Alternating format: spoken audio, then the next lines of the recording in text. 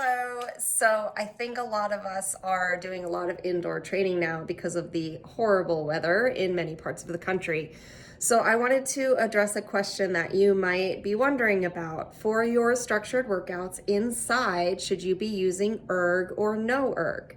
And my answer as a coach, and I think most coaches would agree with me, is we prefer you to not use erg. Now, the simple reason for this is because not using erg is more like real life. In real life, you have to choose your force, you have to choose your cadence, you have to choose your gearing as the terrain changes. If you are inside pedaling on erg all the time and then you get outside on undulating terrain and you haven't practiced how to manage that cadence and force and shifting, then it might be very foreign and you might be kind of inefficient in your pedaling once you get outside. But I'm going to follow this up by saying that even though as a coach, I prefer my athletes not to use erg, many of my athletes do use erg, and I actually use erg for most of my own workouts.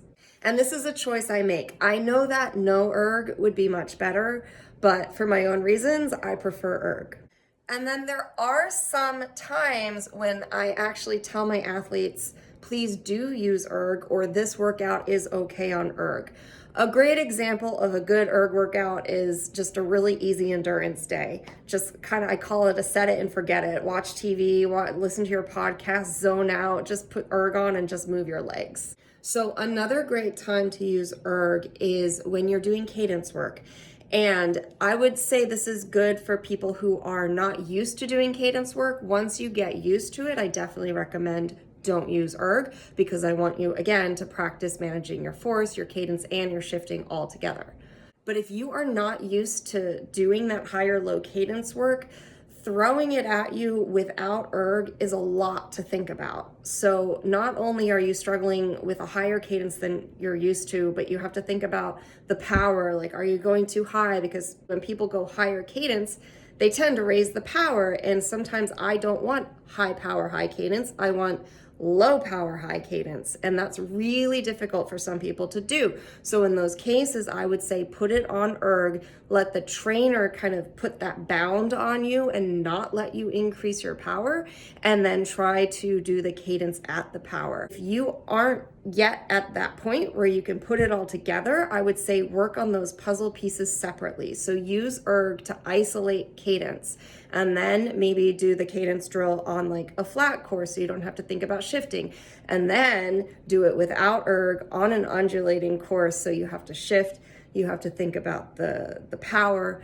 and you have to think about the cadence. A good time not to use erg are those very challenging workouts where you're right on the edge and you don't know if you can hit that power, because the minute you drop that cadence in erg mode, it's going to feel harder and harder and harder. And because you're already at your limit, there is a good chance that you won't be able to hold quite the power you need to, and you might drop it. And then once you're kind of caught in that, I call it like the spiral of death of low cadence, it's really hard to get out of that. So if you're not on erg, you're going to be able to modulate your power up and down as needed as you fatigue or not fatigue.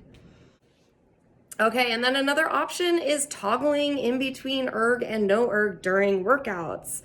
I have a lot of athletes who really prefer erg mode for their workouts, and I tell them, okay, I'll make a compromise. You can use erg for the steady state, but anything that's like a surge or really high power or a very short interval, like under a minute, I tell them, please take it off of erg for that part of the workout. Once you are done that part, then you can put it back on erg.